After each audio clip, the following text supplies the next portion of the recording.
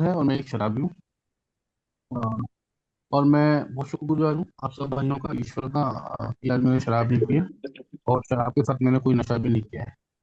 और क्योंकि ये कहते हुए मुझे बड़ी खुशी होती है कि मैंने कोई शराब नहीं पी और कोई नशा नहीं किया है, क्योंकि एक शराबी होने के नाते मेरे लिए पहला जो अचीवमेंट है ना, पहला जो मेरे लिए उपलब्धि है, वो ये है कि मैंने आज के दिन शराब नहीं पिया है। और शराब का मुझे कोई विचार नहीं है, मुझे कोई सोच नहीं है, मुझे कोई मन में कोई प्लानिंग नहीं है, मेरे कोई योजना नहीं है मन में कि मैं शराब पीऊंगा। ये होना मेरे लिए बहुत बड़ी बात है। क्यों? क्योंकि मैं उस स्थिति में अल्कोहलिक्स एनोनिमस में आया था जहाँ पे शराब मेरी जिंदगी में घुल मिल गई थी, और शराब के बिना मैं अपने आप को देख नहीं पाता था। मतलब 2018 में जब मैं आया था, उससे पहले, क्योंकि मैं एक अच्छे ठीक परिवार में मेरा जन्म हुआ, अच्छी मैंने पढ़ाई करी। सो कॉल्ड मतलब मैं पीएचडी हूँ, डॉक्टरेट में, अच्छे मैंने प्रोफेशनल डिग्रीज ली, सब कुछ अच्छा किया, जिंदगी बहुत अच्छी थी, सब कुछ अच्छा था। लेकिन शराब मेरी जिंदगी में चल रही थी, और वो शराब जो चल रही थी ना, वो स्टार्टिंग में शराब ने मुझे बहुत हाइक किया, है ना, शराब ने मुझे बहुत हाइक किया, क्योंकि वो बहुत सारे काम जो मैं जिंदगी में नहीं कर पा रहा था, संकोचवश या किसी कारणवश या हेजिटेशन जो भी था मेरी जिंदगी में, मैं नहीं कर पा रहा था, अपनी क्षमताओं को कम आंकने के आधार पर नहीं कर पा रहा था, वो मैं शराब पी के स्टार्टिंग में वो काम मैं आसानी से कर पाता था। तो ऐसा नहीं है शराब ने मुझे शुरू से ही पटना चालू कर दिया था। शराब ने स्टार्टिंग में मुझे बहुत हाइक दिया। मैं बहुत जल्दी बहुत अच्छी स्टेज पे पहुंच गया था। मैं एक बहुत अच्छी एमएनसी में काम करने लग गया था, बहुत अच्छा पैकेज था मेरा। और जो जनरली इतनी कम उम्र में बहुत कम लोगों के साथ होता है, मेरे साथ हुआ ऐसा। क्योंकि मैं ए में आके मुझे बताया कि यू आर चूजन वन, तुम चुने हुए बंदे हो ईश्वर के, ये ए में आने के बाद मुझे बताया। लेकिन जब मैं अपनी जिंदगी में पीछे देखता हूँ तो मुझे समझ में आता है कि मैं चूजन वन शुरू से ही हूँ यार। मतलब ईश्वर हमेशा हम पे कृपा रखता है यार। और मैं ए में आया उससे पहले मैं बहुत अच्छी एमएनसी में काम कर रहा था, शराब मेरी जिंदगी में चल रही थी। लेकिन धीरे धीरे, क्योंकि शराब है ना एक प्रोग्रेसिव डिजीज है, बार बार इसको कहते हैं कि शराब मतलब अल्कोहलिज्म एक प्रोग्रेसिव डिजीज है। अल्कोहल नहीं है, अल्कोहलिज्म, शराबियत जो है ना वो एक बढ़ती हुई बीमारी है, और वो धीरे धीरे समय के साथ बढ़ती जाती है। तो मेरी जिंदगी में भी यही हुआ। स्टार्टिंग मैंने की थी मजे से, और मजा कब धीरे धीरे सजा बन गया मेरी जिंदगी में मुझे पता ही नहीं चला यार। वो जिस कैरियर को लेके और जिस कैरियर के साथ मुझे शराब हाइप दे रही थी, उस कैरियर का डाउनफॉल शराब ने शुरू करा दिया, धीरे धीरे धीरे धीरे, ग्रेजुअली धीरे धीरे होता है, एकदम से कुछ नहीं होता। क्योंकि मैं एकदम से शराबी नहीं बन गया, और मैं एकदम से ठीक भी नहीं हो गया। एकदम से शराबी नहीं बना, इसलिए धीरे धीरे बना, इसलिए ठीक होने में मुझे धीरे धीरे टाइम लगा यार। ग्रेजुअली धीरे धीरे धीरे धीरे जिंदगी में शराब आती गई आती गई आती गई, और शराब की स्थिति ये हो गई मेरी। 2017 की बात है कि मैंने नौकरी छोड़ दी, क्योंकि मुझसे नौकरी नहीं होती थी। नौकरी इसलिए नहीं होती थी क्योंकि मैं सुबह से शराब पी लेता था, रात भर शराब पीता था, और एक अलग दुनिया में जीता था। मैं बहुत कम शेयरिंग करूंगा पास्ट को लेके, क्योंकि मुझे पता है हम सबका पास्ट एक सा है। मेरा जो टॉपिक है वो है लिविंग विद 12 स्टेप्स, 12 कदमों के साथ जीना। मैं आपको थोड़ा सा बस अपना बता रहा हूँ कि मेरी जिंदगी कैसे, हम सब की जिंदगी लगभग वैसे ही उठ के आई है। तो 2017 में मैं उस स्थिति में आ गया जहाँ मेरे को चला पाना मुश्किल था, शराब के साथ जिंदगी को। मैं जिंदगी और शराब दोनों को एक साथ चला ही नहीं पा रहा था। क्योंकि मैं मुझे कुछ करने के लिए, कुछ भी करने के लिए, हल्का सा काम भी करने के लिए, मुझे सुबह ब्रेकफास्ट करने के लिए, नहाने के लिए, और कुछ भी काम करने के लिए शराब पीनी पड़ती। और मैं अगर पी लेता था तो मुझसे कुछ काम नहीं होता था। तो मैं ऐसी स्थिति में फंस गया था जहाँ पे निकलने का कोई तरीका नहीं। और मुझे ऐसा लगता था कि अब मैं शराब पीते हुए मरूंगा, ये मेरी जिंदगी का शायद कोई प्रारब्ध है, शायद मेरी जिंदगी का यही अंत लिखा है ईश्वर ने कि मुझे शराब पीते हुए मरना है। सडनली एक मुझे मैसेज भी नहीं मिला कहीं से, लेकिन पता नहीं कहाँ से मेरे को एक अल्कोहलिक्स एनोनिमस के बारे में पता चला।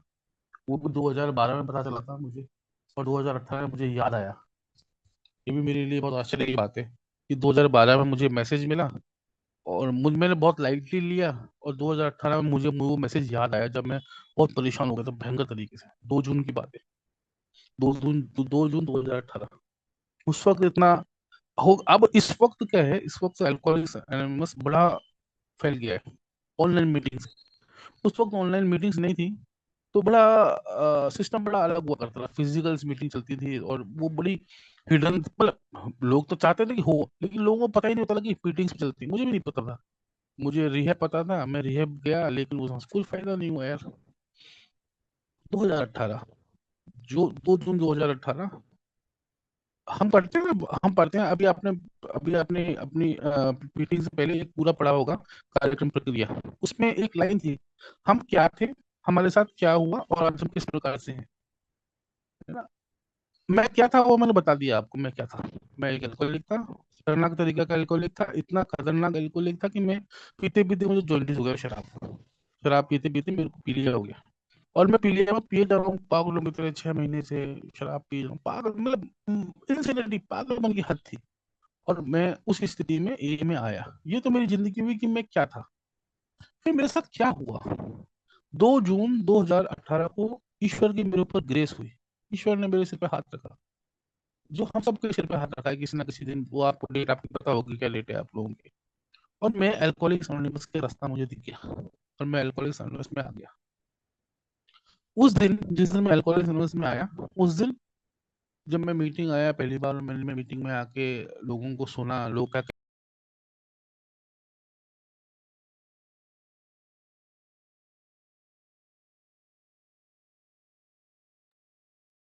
भूपेंद्र जी आप म्यूट हो गए।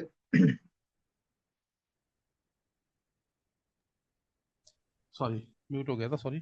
तो जब मैं पहली बार अल्कोहलिक्स एनोनिमस में आया, और अल्कोहलिक्स एनोनिमस में आके मैंने पहली बार जब मीटिंग करी, फिजिकल मीटिंग करी, उस वक्त ऑनलाइन होती भी नहीं थी। जब मैं मीटिंग से बाहर निकला तो मुझे एक चीज मेरे अंदर आ गई थी, वो थी एक विश्वास, एक एक आशा की किरण मेरे अंदर आ गई थी कि अब शायद मैं शराब पीते हुए ना मरूं। अब शायद, जो मेरे को ऐसा लगता था कि शराब पीते हुए मरूंगा, अब शायद मैं ना मरूं, मुझे ऐसा लगना, पहली मीटिंग बाद मुझे ऐसा लगा। लेकिन शराब भी कोई कमजोर चीज नहीं है यार, शराब भी बड़ी खतरनाक चीज है। वो ऑब्सेशन, वो पागलपन, वो जरूरत जो शराब की होती है ना, रात को 3 बजे नींद खुल जाना, सुबह 4 बजे नींद खुल जाना, और फिर पागलों की तरह घूमना, और वो एंजाइटी, वो पागलपन, वो सब कुछ मुझे पता है यार। तो शराब इतनी आसानी से पीछा नहीं छोड़नी थी यार। 3 दिन मेरी जिंदगी में ऐसा रहा कि 3 या 4 दिन मैं सुबह और शाम को मीटिंग आता, फिर मैं शराब पी के घर जाता, फिर मैं शराब मीटिंग आता, फिर मैं शराब पी के घर जाता। 3-4 दिन मेरे साथ ऐसे चला। और चौथे दिन या 5वें दिन, मुझे याद नहीं है, चौथे दिन था शायद, तो मेरे अंदर से एक आवाज आई, यार आज नहीं पीते यार, एक बार ऐसे ही। मेरे को पता था कि मैं शराब नहीं छूटेगी मुझसे, लेकिन मुझे एक होप जो उस दिन हो गई थी ना, उस होप ने काम किया। इसीलिए हम कहते हैं ना कि ये programme experience, strength and hope का है। मेरा एक्सपीरियंस और मेरी ताकत दूसरे के लिए आशा बनती, और दूसरे की आशा है ना, फिर उसका, जब दूसरे की आशा होती है ना, वो उसका अनुभव बनती है, फिर वो दूसरे के लिए स्ट्रेंथ बनता है। तो किसी ना किसी की शेयरिंग से मेरे को एक स्ट्रेंथ मिला था, और वो स्ट्रेंथ मेरे लिए होप बना था। और वो होप ने मेरे को काम किया, और मैंने 4 दिन बाद एक निर्णय लिया, आज आज नहीं पीऊंगा यार मैं, है ना। आज इन लोगों ने कहा है कि रोज कहते हैं लोग कि आज नहीं पीना, आज नहीं पीना, मैंने कहा आज नहीं पीऊंगा यार। फिर मैंने उस दिन शराब नहीं, और ये हमला काम किया है मेरी जिंदगी में। फिर मैंने बहुत दिन तक शराब नहीं पी, फिर मैं पीता ही नहीं है, फिर मैंने शराब के विचार आने बंद हो गए मेरे को। लेकिन क्योंकि शराब एक प्रोग्रेसिव डिजीज है, और शराब का एक सबसे बड़ा पागलपन है, शराब ये समझाती है कि मैं सब समझता हूँ, है ना। हमारे जो प्रॉब्लम है वो ये है कि हमको ये लगने लगता है बहुत जल्दी, शुरू से, मुझे तो शुरू से लगता था कि मैं एक सुपीरियर आदमी हूँ, और मेरे 2 भाई हैं, वो थोड़े से लो क्वालिटी के हैं, और दुनिया जो है ना वो सब लो क्वालिटी की है, सेकेंडरी है। प्राइमरी तो मैं ही हूँ, मेरी जो सोच है ना वो एक्सट्रीम है। मेरा जो पैटर्न ऑफ थिंकिंग है, that is the best pattern of thinking in the world. तो मुझे ऐसा लगता है ना कि मेरे जैसा कोई सोचता नहीं है, मेरे जैसा कोई जीता नहीं है। तो ये, जैसे ही मैं कुछ दिन ठीक हुआ ना, 50, 60, 70 दिन हुए मेरे को अल्कोहलिक्स में आते आते, और मुझे ऐसे लगने लगा, अरे ठीक हो गया वापस यार, तो शराब की जरूरत नहीं पड़ती मेरे को। प्रोग्राम वोग्राम मुझे नहीं पता था उस वक्त, क्योंकि ये तो फिजिकल मीटिंग में उस वक्त इतना नहीं होता था। अब ये तो ऑनलाइन के बाद प्रोग्राम की बहुत बात होने लगी। तो मैं आता गया मीटिंग, 60-70 दिन हो गए, और 60-70वें दिन या 72वें दिन मैंने एक दिन फिर शराब उठा लिया, क्योंकि ये प्रोग्रेसिव डिजीज है, और इसका इलाज केवल एक ही है, वो है स्पिरिचुअल अवेकनिंग, स्पिरिचुअल क्या बोलते हैं, साइकिक चेंज। वही चेंज है। वो मुझे पता नहीं था, क्योंकि मैं प्रोग्राम में आया नहीं था। तो मैं तो केवल मीटिंग आता, सुनता लोगों को और चला जाता, अपनी शेयरिंग कर लेता और मैं चला जाता, अपना काम करता। लेकिन शराब की जो प्रॉब्लम है वो मेरी जिंदगी में बरकरार बनी हुई थी। एक दिन के हिसाब से मैंने उसको होल्ड किया हुआ था। जिस दिन वो होल्ड टूटा, जिस दिन वो कोई ज्यादा एंजाइटी या ज्यादा मुझे परेशानी हुई, उसी दिन मैंने शराब उठा ली। 70-72 दिन हुए थे मेरे को, मैंने शराब पी ली। शराब पी ली, उसके बाद मैं रिलैक्स हो गया। रिलैक्स हुआ, फिर मैं बहुत दिन रिलैक्स रहा। 15 दिन रिलैक्स रहा, मैं शराब पीता रहा पागलों की तरह, वही तरीके से पीता रहा जिस तरीके से मैं पहले पीता था 2 महीने पहले। फिर 2 मेंबर मेरे घर पे आए, उन्होंने मुझे कहा कि आप रिलैक्स हो गए हो, तो हम आपसे बात करेंगे और आपको कुछ चीजों के बारे में बताएंगे। मैं बड़ा पागल, मैंने कहा, उस बीच में मेरा एक्सीडेंट भी हुआ, मेरे को सिर में टांके आए, बहुत पागलपन हुआ मेरा। 2 मेंबर मेरे घर पे आए, उसमें से एक मेंबर ने मुझे, I was literally only 3 days sober, मैं केवल 3 दिन सोबर था। उसने मुझे एक किताब दी, पहली बार वो किताब ली मैंने हाथ में। वो किताब थी अल्कोहलिक्स एनोनिमस, नीले कलर की किताब, जो 12 कदम की किताब। मुझे उससे पहले पता भी नहीं था कि ये कोई किताब होती है, क्या होती है, क्योंकि मीटिंग जाना आना ठीक है ना, शराब नहीं पी रहे, अच्छी बात है, इससे अच्छा क्या होगा। और 7वें दिन उस मेंबर ने कहा कि मैं आपका स्पॉन्सर हूँ, आप मेरे साथ प्रोग्राम करना चालू।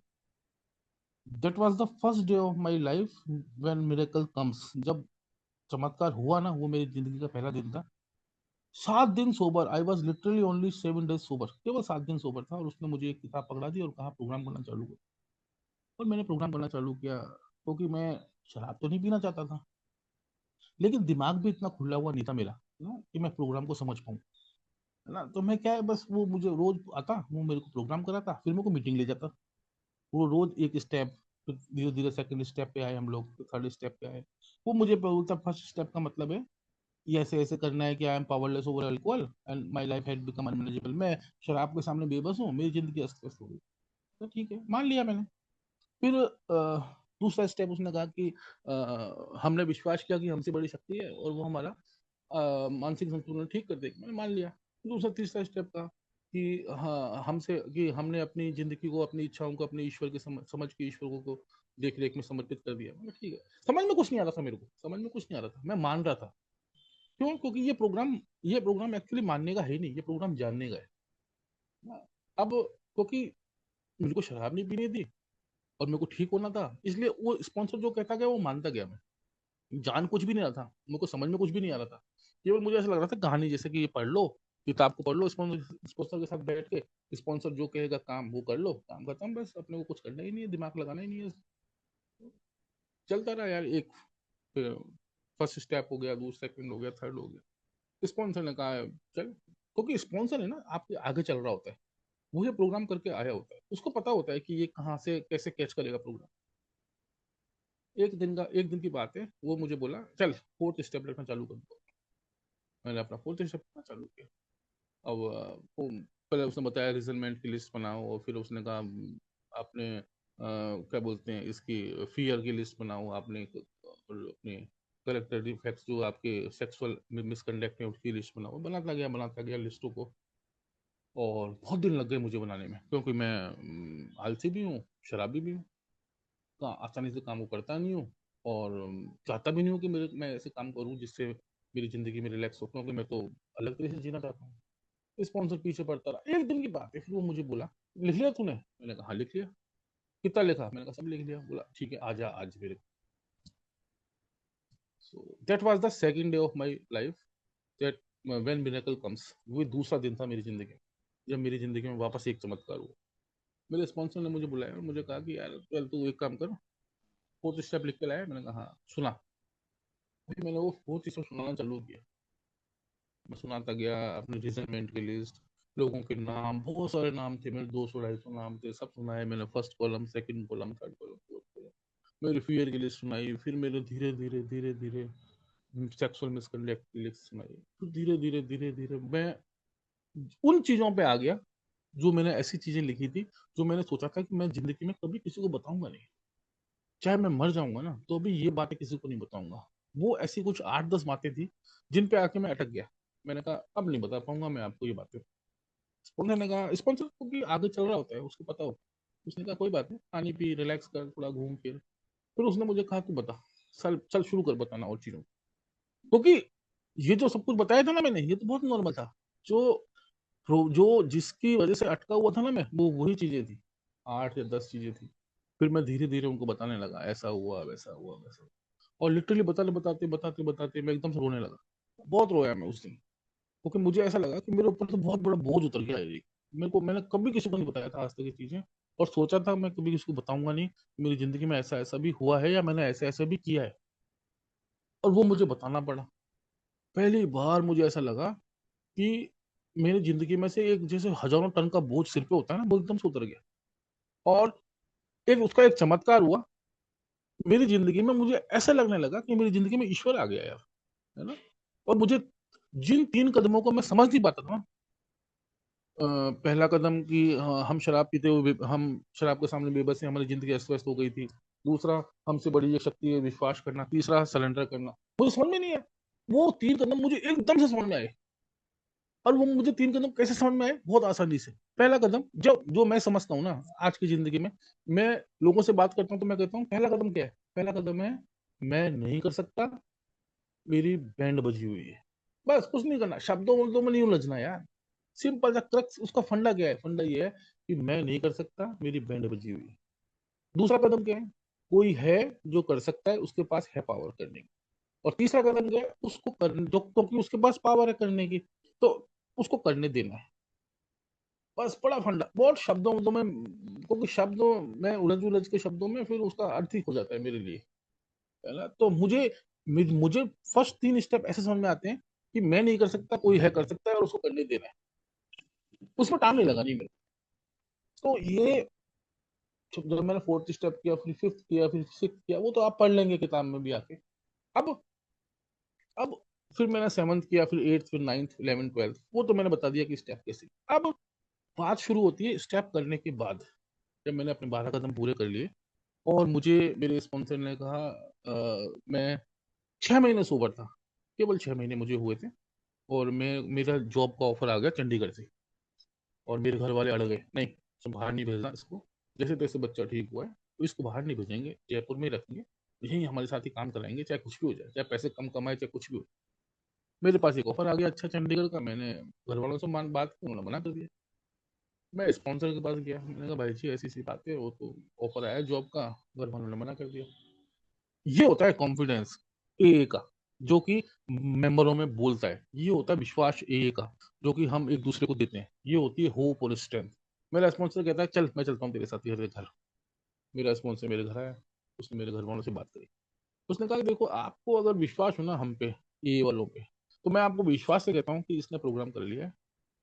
और जहां तक मुझे समझ में आता है एज ए स्पॉन्सर, इसने अपनी प्रोग्राम पूरी निष्ठा से, पूरी ईमानदारी से किया है। अब आप इसको जाने दो, इसको रोको मत, क्योंकि इसको भी तो जिंदगी में उड़ना है ना आगे, है ना। इसको उड़ने दो, प्रोग्राम के साथ इसको उड़ने दो, कोई दिक्कत नहीं है, मस्ती से जीने दो उसको। मेरे घर वाले बड़े डरे हुए थे यार कि यार कैसे जिएगा, कैसे करेगा, अकेला जाके कैसे मैनेज करेगा। 6 महीने से ऊपर, शराब कभी भी जिंदगी में आ सकती है, और एक बार आ गई तो तहलका मच जाएगा। लेकिन मेरे स्पॉन्सर ने बहुत समझाया मेरे घर वालों को, और मेरे घर वालों ने फाइनली मुझे चंडीगढ़ भेज दिया। असली कहानी तब शुरू होती है जब मैं प्रोग्राम कर लेता हूँ, है ना। क्योंकि अब प्रोग्राम जो मैंने, हाँ आज हम जिसको बात करें ना, लिविंग विद 12 स्टेप्स, 12 कदमों के साथ जीना ना, करना तो बहुत आसान है यार। 12 कदम करने बहुत आसान है, 1 डेढ़ 2 महीने में आपके 12 कदम हो जाते हैं। उसके बाद कोई चमत्कार थोड़ी होगा। उसके बाद ऐसा तो होगा नहीं कि एक दिन चमत्कार होगा और सूरज की पूरब की जगह पश्चिम से निकलेगा और 12 कदम हो गए, मेरी जिंदगी एकदम से ऐसी हो गई है कि अब मैं बिल्कुल संत हो गया हूँ, या बिल्कुल ऐसा हो गया हूँ, एक्सट्रीम चेंज हो गया हूँ। बिल्कुल नहीं हो सकता, कभी नहीं होगा, कभी नहीं होगा। प्रोग्राम का मतलब है प्रोग्राम का प्रैक्टिस चालू करना। अब वो प्रैक्टिस चालू करने के लिए मुझे रोज उन प्रोग्राम को अपनी जिंदगी में लाना पड़ेगा। पहले पहला कदम मुझे रोज लेना। मेरा स्पॉन्सर से मेरी बात होती थी, आज भी मैं लोगों से बात करता हूँ और ये कहता हूँ कि फर्स्ट स्टेप का मतलब है 24/7, 24 घंटे मेरी जिंदगी में चलना चाहिए।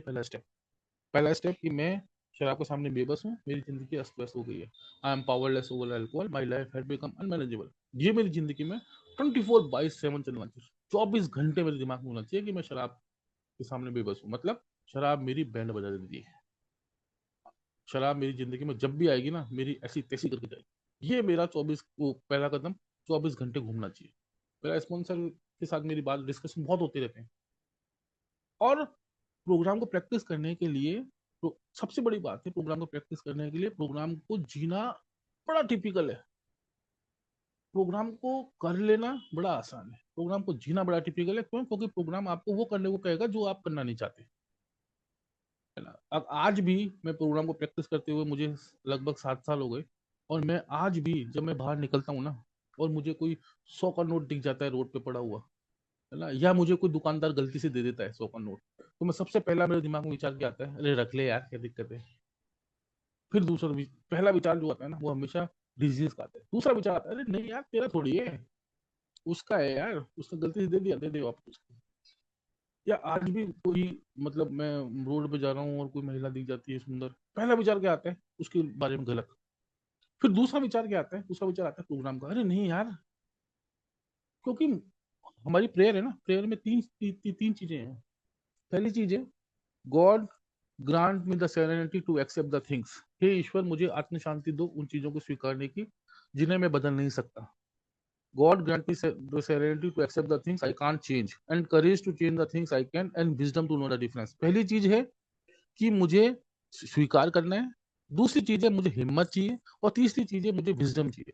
तो प्रोग्राम है ना, प्रोग्राम धीरे धीरे आपके अंदर क्या लाता है? प्रोग्राम आपके अंदर धीरे धीरे विजडम लाता है। विजडम मतलब समझ। आज आज मैं हम लोग रोड पे चलते हैं, हम लोग रोड पे बाई साइड चलते, लेफ्ट हैंड चलते हैं, ये डर नहीं है, ये समझ है। और प्रोग्राम ऐसे ही जिंदगी में समझ लाता है, एक एक दिन करके। जब मैं प्रोग्राम को प्रैक्टिस करता हूँ ना, प्रोग्राम मुझे समझ लाता है। कैसे समझ लाता है? कि यार मान ले, अगर मैंने अभी कोई गलत काम कर दिया, मान लो किसी के घर से या किसी की दुकान से कुछ मैं उठा के ले आया चोरी करके, क्योंकि मैं तो अल्कोहलिक हूँ, अल्कोहलिक का कोई मॉरल नहीं होता, वो कुछ भी कर सकता है। मान लीजिए मैंने किसी की दुकान से या किसी से कुछ लाके कुछ रख लिया, उससे होगा क्या? कुछ नहीं होगा। उससे मुझे धीरे धीरे मैं अपनी नेगेटिविटी का रास्ता खोलता हूँ, है ना। मैं नेगेटिव चीजों को अपने अंदर आने के लिए परमिशन देता हूँ। जैसे मैं अपने आप के अंदर नेगेटिव चीजों को आने के लिए परमिशन देता हूँ, तो मेरे पास एक बहुत बड़ा बवंडर है नेगेटिविटी का, जिस वो मेरे अंदर घुसना चालू करता है। और जो घुसना चालू करता है, तो उसका मतलब है फिर मैं धीरे धीरे नेगेटिविटी में घुसता जाता हूँ।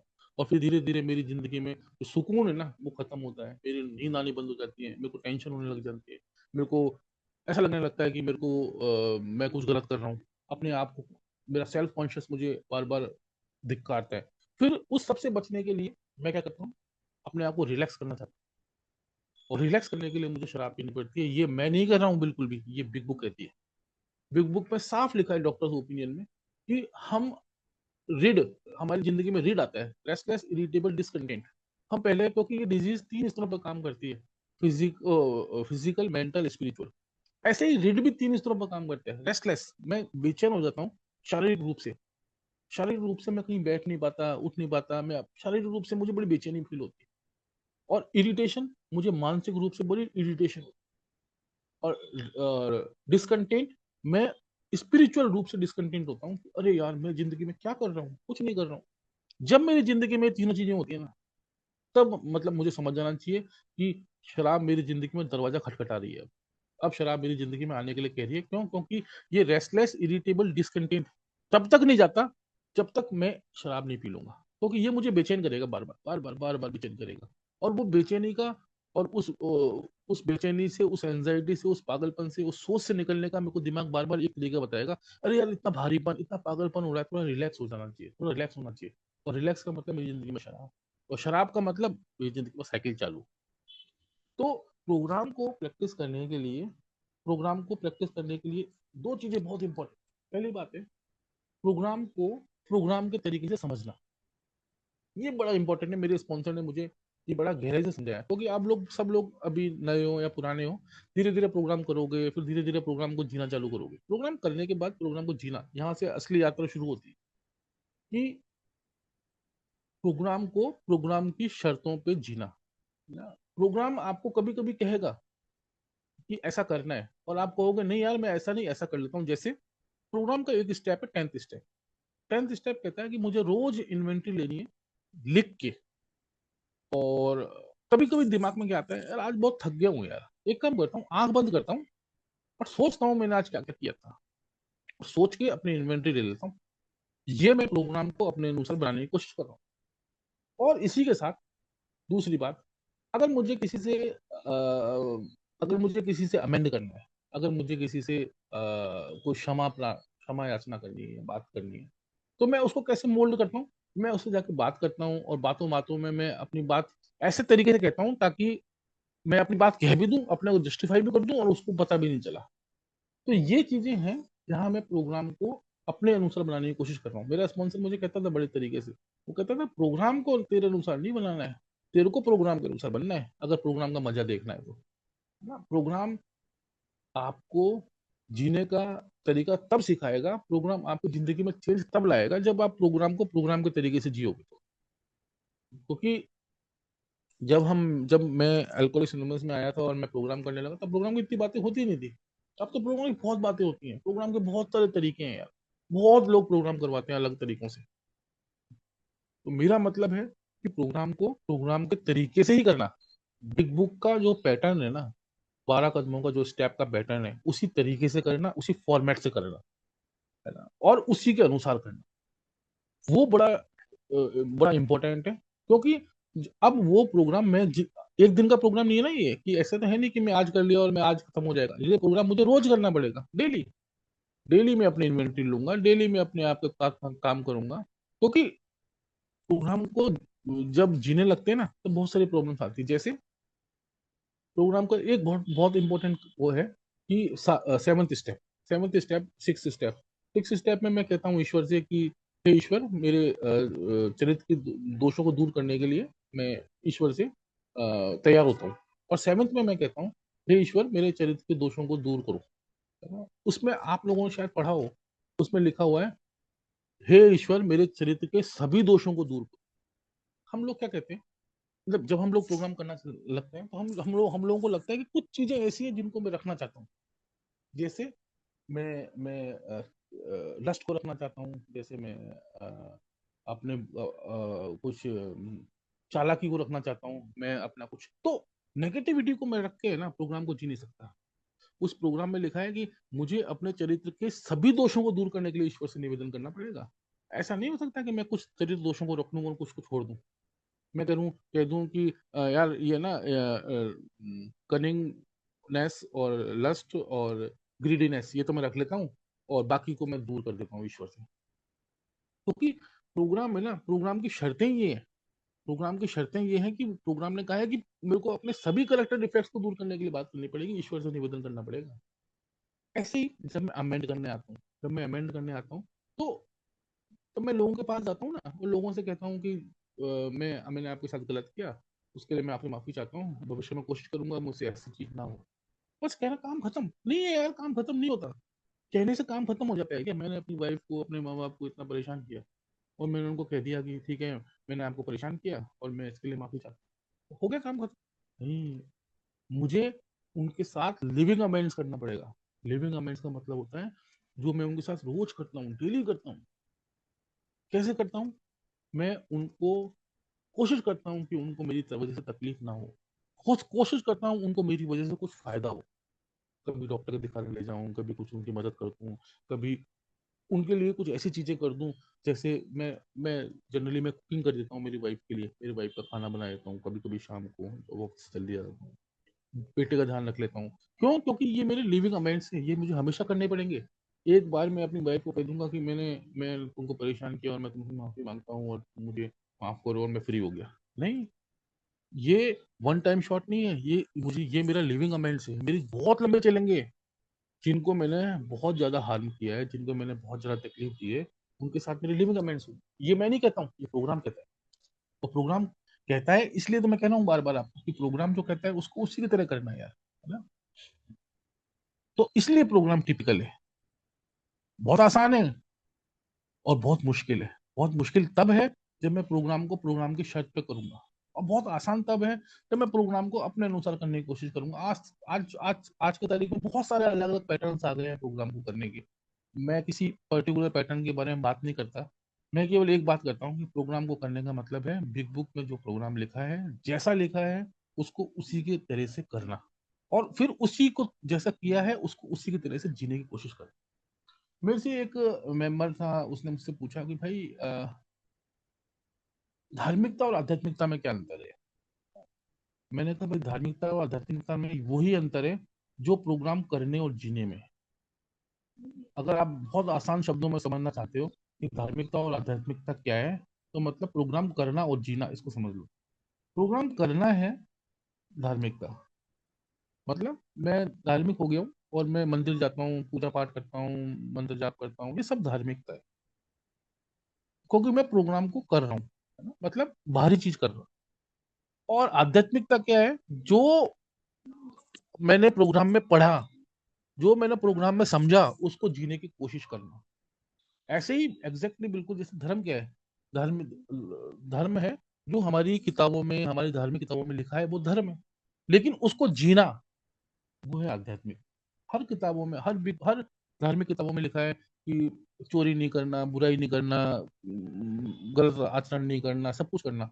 ये पढ़ लेना, ये तो है धर्म, और इस पे चलना, ये है आध्यात्मिकता। एग्जैक्टली बिग बुक को प्रोग्राम कर लेना, वो तो है धर्म। और बिग बुक की प्रोग्राम को पकड़ के चलना जिंदगी में, उस पर जीने की कोशिश करना, वो है आध्यात्मिकता। तो प्रोग्राम बार बार आपको ये बात कहेगा, जब आप लोग प्रोग्राम करोगे ना, आप जिस भाई ने प्रोग्राम किया होगा, बिग बुक में बार बार ये बात क्लियर करेगा प्रोग्राम, कि हम धर्म की बात नहीं कर रहे हैं, हम आध्यात्मिकता की बात कर रहे हैं। एक बार नहीं, कम से कम 3 या 4 बार बिग बुक में ये बात आएगी कि हम प्रोग्राम में धर्म की बात नहीं कर रहे हैं, हम धर्म की बात ना करके आध्यात्मिकता की बात कर रहे हैं। और आध्यात्मिकता और धर्म का आपस में कोई रिलेशन नहीं है, दूर दूर दोनों अलग है। धर्म का रास्ता अलग है, आध्यात्मिकता का रास्ता अलग है। और ये आपको जब आप प्रोग्राम करोगे, बिल भी कहता है ये बात, आगे जाकर डॉक्टर ओपिनियन में चलती है आपको, बार बार डॉक्टर ओपिनियन में एक लाइन आती है, वो ये कहता है कि डॉक्टर ये कहता है कि हमारे जैसे शराबी है ना, वो एक्सट्रीम लेवल के पागल होते हैं, और उनका ठीक होने का केवल एक तरीका होता है, वो होता है कंप्लीट साइकिक चेंज। जब उनके अंदर पूरा मानसिक बदलाव आता है, और वो मानसिक बदलाव तब आता है जब उनके अंदर स्पिरिचुअलिटी, जब उनके अंदर आध्यात्मिकता की झलक आती है। ये मैं नहीं कह रहा हूँ, मैं ज्यादातर कोटेशन वो कहता हूँ जो मैं बिग बुक से पढ़ता हूँ, क्योंकि मेरा स्पॉन्सर ने मुझे बताया कि यार ये ये मेरी गीता है, मेरा कुरान है, मुझे यहीं से सब कुछ सीखना है और यहीं बताना है सब कुछ। तो तो मेरा कहने का मतलब है, प्रोग्राम को ऐसा डिजाइन होना है, ऐसा चलना है कि वो प्रोग्राम के अनुसार ही चले।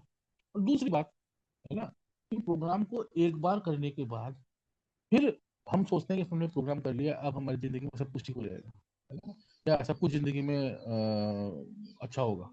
लेकिन अगर हम वादे पढ़ेंगे ना, वादे में क्या लिखा हुआ है, आधे अधूरे प्रयासों से कुछ भी हासिल नहीं होता। हम एक चौराहे पे खड़े थे, हमने ईश्वर से पूरी समाज और पूरी आध्यात्मिकता के बारे में मार्गदर्शन मांगा, है ना। तो हाफ मेजर से कुछ नहीं होगा, आधे चलने से कुछ नहीं होगा, है ना। प्रोग्राम को पूरी ईमानदारी से, पूरी इच्छा से करना पड़ेगा। उसके लिए एक चीज करनी पड़ेगी, उसके लिए आपको अपने आप को थोड़ा सा मारना पड़ेगा। क्योंकि मैं ना स्टार्टिंग में ना, मुझे बड़ी तकलीफ होती थी प्रोग्राम को, क्योंकि मेरे अंदर से जो आता था वो प्रोग्राम उसको उल्टा कहता था हमेशा। उसको प्रैक्टिस करने में मुझे बहुत टाइम लगा। आज भी प्रोग्राम जो कहता है ना, वो मेरे मन का उल्टा कहता है हमेशा। मैं कहता हूँ कि ये सही है, प्रोग्राम कहता है नहीं ये गलत है। और ये कौन दिखाता है? ये दिखाता है मेरा स्पॉन्सर। क्योंकि मेरी क्षमता नहीं है देखने की मैं कहाँ गलत हूँ, कहाँ सही हूँ। ज्यादा चीजों को देख लेता हूँ, लेकिन 3 4 चीजों में जाके फिर अटक जाता हूँ, फिर मेरा स्पॉन्सर कहता है कि ऐसा नहीं, ऐसा कर। तो यार अभी टाइम कम है, एक दो बातें और मैं आपसे बहुत शॉर्ट में करूंगा। कि एक पैम्पलेट आता है स्पॉन्सरशिप का, आप उस पैम्पलेट को पढ़ें। उसमें सबसे पहला चीज है कि आप उसको पढ़ के ये डिसाइड करें कि मेरे को कौन सा स्पॉन्सर लेना है, कैसे लेना है, स्पॉन्सरशिप होती क्या है, स्पॉन्सर स्पॉन्सरशिप स्पॉन्सर का क्या रिलेशन होता है, और कैसे स्पॉन्सर चूज किया जाता है, उसको पढ़ें। और जो भी भाई नए हो, मेरा ये निवेदन है, उसको आप जल्दी से जल्दी इस प्रोग्राम को पकड़ें। क्यों? क्योंकि ये प्रोग्राम शराब छोड़ने का है ही नहीं। ये प्रोग्राम, शराब तो छूट जाती है अपने आप इस प्रोग्राम के आने के बाद। ये प्रोग्राम है जीने का, जहां शराब की जरूरत नहीं पड़ती। जिस जीने में शराब की जरूरत नहीं पड़ती, उस जीने का प्रोग्राम है। तो यार आप लोगों ने सुना, थैंक यू, बहुत बहुत धन्यवाद।